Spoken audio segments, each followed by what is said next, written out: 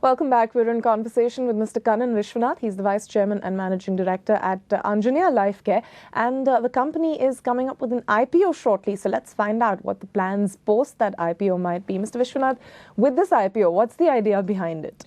Basically, we are accessing the public market, capital markets, basically for our expansion program.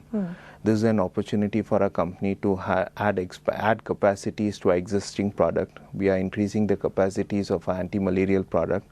We are putting up a state-of-the-art anti-cancer facility, which would be US FDA, EU GMP compliant. We are also setting up a pan-India distribution network for our range of generic products. Along with that, we are planning to have a distribution setup in Middle East, South America, as well as Africa, and some CIS countries, wherein we would have our range of formulations for export. There would be a lot of registration costs involved in the same and for setting up a distribution network.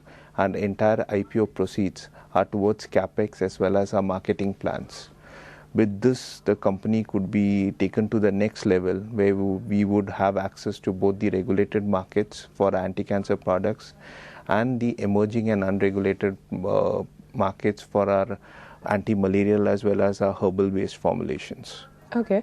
What about raw material costs? We've seen these surge across industries, and that right now is a big worry for a lot of industries. Within pharma, one knows that, for instance, Piramal's cough syrup, they sell something called Fencidal.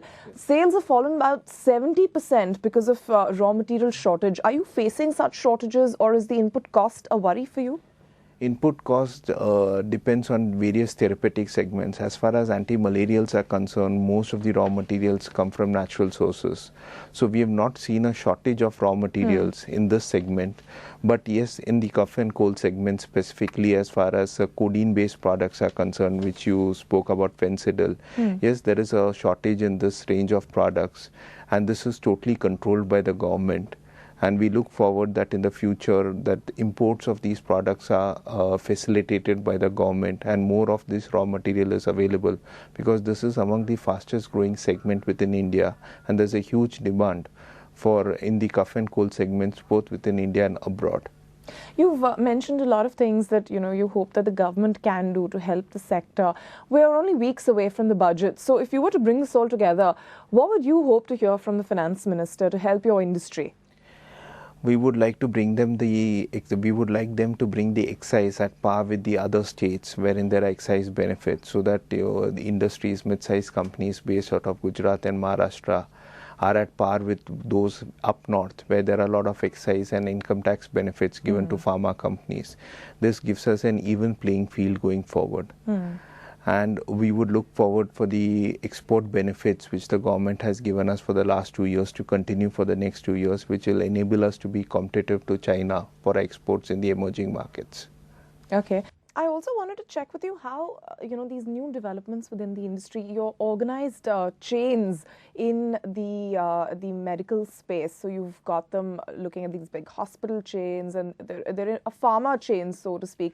How has that, if at all, impacted people like you who manufacture medicines? It becomes easier. Ultimately, distribution is the most vital setup as far as a pharmaceutical company is concerned. If the marketing and distribution setup is in place, then the products can have easy access and a much better access as far as consumers are concerned. So once you have these chains in place as far as pharmacies or hospitals are concerned, you can have a group purchase or you have bulk purchase of pharmaceutical products, wherein you can have an attractive pricing scheme with these companies and you can have long-term contracts with them. So as manufacturers, this gives us a better opportunity to have a better pricing with these companies, and in turn the consumer gets the best prices. Okay. Mr. Vishwanath, we're out of time, but thank you so much for dropping by and for chatting with us. Best of luck with your plans and with that IPO. And that's the IPO that is coming up in the next few weeks from Aanjaneya Lifecare. We were talking to Mr. Kannan Vishwanath, the Vice Chairman and Managing Director, about what the future prospects of the company might be. So this is a company you might want to keep an eye out on when it does hit the markets. Thank you for joining me.